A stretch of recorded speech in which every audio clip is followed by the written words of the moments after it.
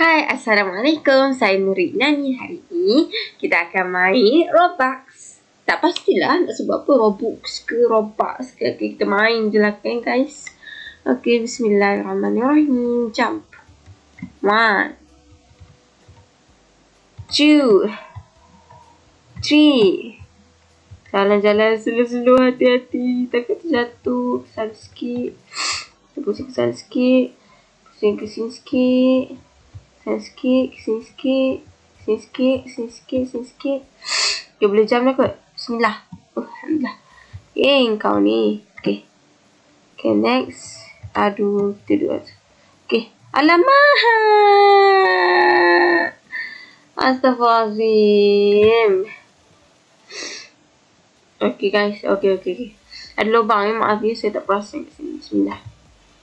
Allahu Akbar. Jangan. Okay, maybe kita kena try belah kiri sikit. Okay. Sebabnya ada warna merah. Nampak tak warna merah tu? Ada lubang ke? Ada lubang. Yes guys, dia ada lubang kat sini. Sana. Silap pula. Sana sikit. Sini sikit. Gitu. Sana. Sikit. Jump. Bismillah. Rolling. Alhamdulillah. Kedua kali guys. Dua kali. Kita test lagi sekali. Semua buat hari ni. Okay. Kita ke sini sikit. Okay. Tepi sikit. Okay. Ke sana sikit. Sini sikit. Okay. Nak jump. Bismillah. Dia kena laju guys. Betul guys. 2 kali tak boleh. 3 kali tak boleh, maksudnya dia kena laju. Ya. Bismillahirrahmanirrahim. Citra terus.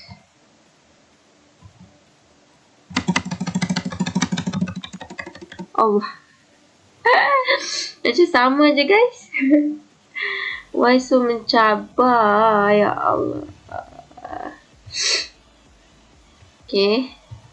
Sekejap. Sini sekejap. Guys. Bismillahirrahmanirrahim. Jam. Allah. Dia tak ada kena merah tu guys. Seram. Okay. Kita try straight ke terlompat. Bismillah. Baik.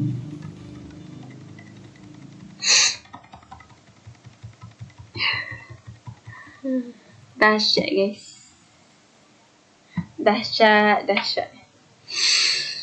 Okay guys, itu saja dari saya Nuri Nani.